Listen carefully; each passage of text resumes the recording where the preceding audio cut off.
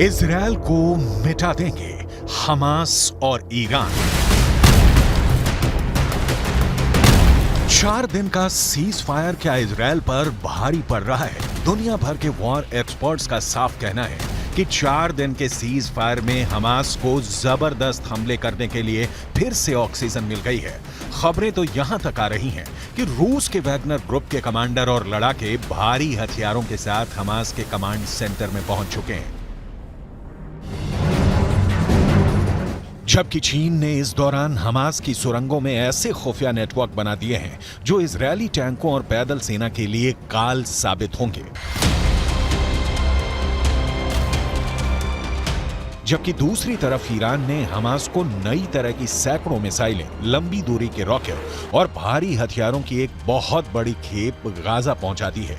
दावा तो यहां तक किया गया है कि ईरान ने अरब और मुस्लिम देशों को साफ साफ कह दिया है कि हम सीज फायर की आड़ में इजरायल के खूनी गुनाहों को रत्ती भर माफ नहीं करेंगे और इजरायल पर 7 अक्टूबर जैसे दर्जनों भीषण हमले होंगे।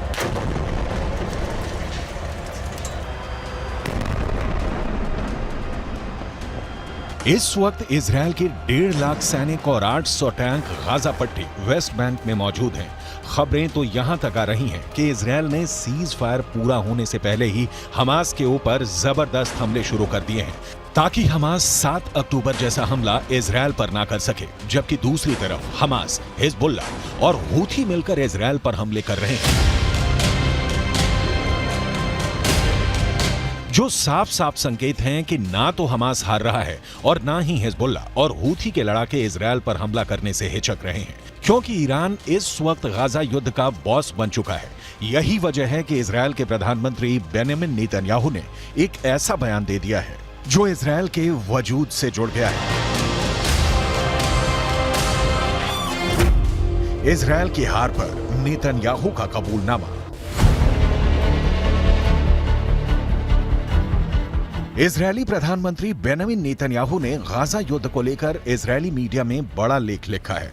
नेतन्याहू ने गाजा युद्ध पर लिखा है कि ईरान की शैतानी धुरी बन चुका है हमास। नेतन्याहू ने दुनिया को चेतावनी दी कि अगर हमास ईरान युद्ध जीत गए तो अगला नंबर बाकी देशों का होगा। बेंजामिन नेतन्याहू ने यह भी लिखा है कि हमास ने 7 अक्टूबर को जिस तरह आतंक मचाया वो हमें दिखाता है कि अच्छा भविष्य तभी संभव है जब सभ्य दुनिया इन जंगलियों के खिलाफ लड़ेगी। नेतन्याहू ने अलर्ट करते हुए ये भी लिखा है कि कुछ लोगों को लगता है कि हम आराम से अपनी जिंदगी में रहेंगे और बुराई खत्म हो जाएगी, तो ऐसा बिल्कुल भी नहीं है।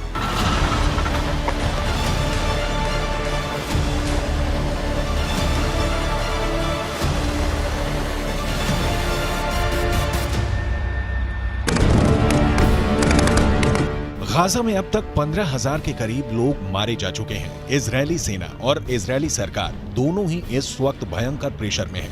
एक तरफ हमास का पूरी तरह से खात्मा करने का दबाव इजरायल की 3 लाख की सेना पर है, तो वहीं दूसरी तरफ इजरायल की नेतन्याहू सरकार पर अंतर्राष्ट्रीय दबाव बढ़ता जा रहा है कि वो अपने हमले बंद करे, जंग को रोके। लेकिन इधर जंग को अंजाम तक पहुंचाने का जुनून इजरायल पर बहुत भारी पड़ रहा है। जबकि दूसरी तरफ ईरान के सुप्रीम लीडर अली खामनेई ने इजरायल को धमकी दे दी है कि ईरान गाजा में गिराए गए इजरायल के एक एक बम और लाशों का पूरा हिसाब इजरायल से लेगा और इजरायल को गाजा में खून खराबे की कीमत चुकानी पड़ेगी। देखिए ईरान के सुप्रीम लीडर ने क्या कहा है। ईरानी सर्वोच्च नेता अली खामनेई ने एक्स पर एक पोस्ट में इजरायल को गाजा युद्ध पर चेतावनी दी है। अली खामनेई ने लिखा है कि गाजा पट्टी में आईडीएफ के हमले पर तगड़ा जवाब जरूर मिलेगा।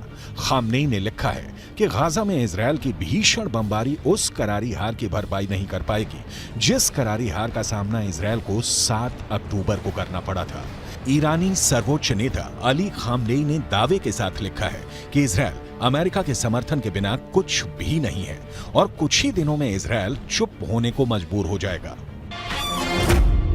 इजरायल की हार पर नेतन्याहू का कबूलनामा।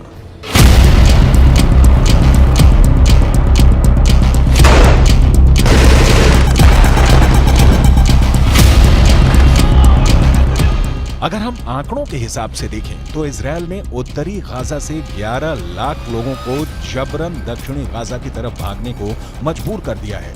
जबकि उत्तरी गाजा में मौजूद 35 में से 25 अस्पताल इजरायली हमले में तबाह हो चुके हैं। वहीं 44,000 के करीब उत्तरी गाजा की इमारतों को इजरायल ने मिसाइल और बम धमाकों से उड़ा दिया है, जबकि 2.25 लाख के करीब इमारतें अब रहने लायक नहीं बची हैं। लगभग 10,000 हमास लड़ाके अब तक इजरायली सेना मारने का दावा कर चुकी है, लेकिन जबरदस्त प्रेशर में 4 दिन का सीज फायर इजरायल की 1.5 महीने की मेहनत और जीत पर पानी फेर रही है। इसीलिए इजरायली सेना के टॉप कमांडरों ने कहना शुरू कर दिया है कि सीज फायर के दौरान इजरायली सेना भीषण हमले की जबरदस्त तैयारियां कर रही है। इजरायली सेना के प्रवक्ता रियर एडमिरल डेनियल हगारी ने साफ साफ कहा कि हम सीज फायर में हमास पर भीषण हमले की तैयारी में जुटे हैं। इजरायल को मिटा देंगे हमास और ईरान। במהלך ימי ההפוגה, צה"ל ישלים את ההיערכות ואת המוכנות לשלבי המלחמה הבאים. כוחות צה"ל מוכנים ודרוכים בכל הזירות. המדיניות שלנו ברורה. נפעל כנגד כל איום למדינת ישראל.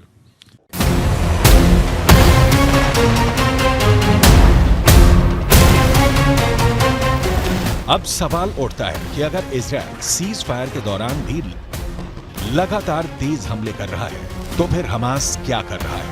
पश्चिमी मीडिया के दावों के मुताबिक सीज फायर का फायदा हमास के लादेन के नाम से मशहूर याया सिनवार उठाना चाहता है। इजरायल के एक अखबार के दावे के मुताबिक इजरायल के रक्षा विभाग के अधिकारियों को लगता है कि गाजा में हमास का चीफ याया सिनवार दक्षिणी गाजा पट्टी में मानवीय संकट का फायदा उठाने की कोशिश में है। इस रणनीति के तहत खान यूनुस का लादेन कहा जाने वाला याया सिनवार इजरायली रक्षा बलों पर इतना अंतर्राष्ट्रीय दबाव डालना चाहता है कि आगे अपने अभियान को तेज न कर सके। खान यूनुस ही सिनवार का मुख्य कमांड सेंटर है।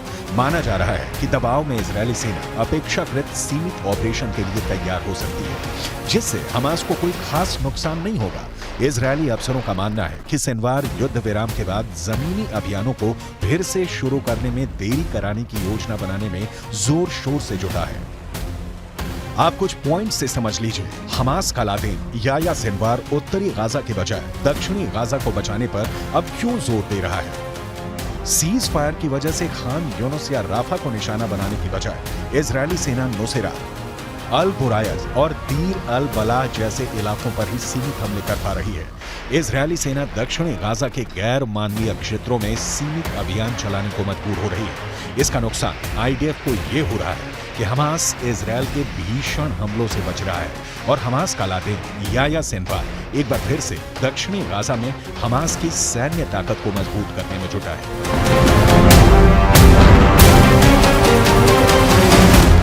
इजरायल को मिटा देंगे हमास और ईरान। إنهاء الاحتلال وحماية الأقصى وتحرير الأسرى، نخوض معركة التصدي لعدوان جيش وقطعان مستوطنين على شعبنا ومدننا، نخوض معركة كسر الحصار على شعبنا في قطاع غزة الذي امتد 17 عاما أو يزيد، نخوض معركة تحقيق الحلم والأمل الفلسطيني। इस वीडियो में दिखाया गया है कि हमास के लड़ाके अचानक तबाह इमारतों से बाहर निकलकर आरपीजी फायर कर रहे हैं या फिर टैंकों पर सीधे रॉकेटों से हमले कर रहे हैं, जबकि जमीन पर इजरायली सेना का एक भी पैदल सैनिक नहीं दिख रहा है। इजरायली सेना पूरी तरह से या टैंक के अंदर है या फिर किसी बख्तरबंद वाहन के अंदर हमास के लड़ाकों से जंग कर रही है। हमास के इस खुफिया युद्ध ने इजरायली सेना के पसीने छुड़ा दिए हैं। 4 दिन के सीज फायर के बाद जब दोबारा से इजरायली सेना गाजा शहर और उत्तरी गाजा के बेहद अंदरूनी हिस्सों पर हमला करेगी, तो उस वक्त हमास और ज्यादा घातक हमले इजरायली सेना पर जरूर करेगा। लेकिन इजरायली सेना ये भी दावा कर रही है कि सीज फायर के बाद हमास का खात्मा पूरी तरह से हो जाएगा। עוקבים אחרי כל מה שצריך לעקוב, אחרי בכירי חמאס בעזה ובכל מקום בעולם. יש למלחמה הזאת מטרות מאוד מאוד ברורות, וצה"ל נערך לשלבים הבאים במלחמה, על מנת לפרק את חמאס, לסדר את הגבולות, שיהיו גבולות בטוחים, להמשיך במאמץ העליון, להשבת חטופים, להגיע להרתעה אזורית. वहीं हमास का दावा है कि इजरायल सेना युद्ध विराम को तोड़ रही है और हमास पर हमले कर रही है। हमास के इस दावे में दम नजर आता है क्योंकि इजरायली सेना का दावा है कि पिछले 10 घंटे की भीषण जंग में हमास के दर्जनों लड़ाके मारे गए हैं। आईडीएफ की मुख्य पैदल सेना इकाइयों में से एक है नाहल ब्रिगेड के सैनिकों ने उत्तरी गाजा के पश्चिम में जबालिया पर भीषण हमला किया। जबालिया में आउटपोस्ट 17 पर आईडीएफ ने हमास लड़ाकों को मारकर कब्जा कर लिया है। आईडीएफ फाइटर जेट ने सेंट्रल कैंप ब्रिगेड में हमास की एंटी टैंक मिसाइल यूनिट के प्रमुख इब्राहिम अबू मगसीब को मार डाला। अब ऐसे हालात में अंदाजा लगाया जा सकता है कि इजरायल के लिए गाजा युद्ध कितना भारी पड़ रहा है। इसीलिए नेतन्याहू को लिखना पड़ा है कि अगर ईरान और हमास जीतते हैं तो फिर इजरायल का विनाश तय है।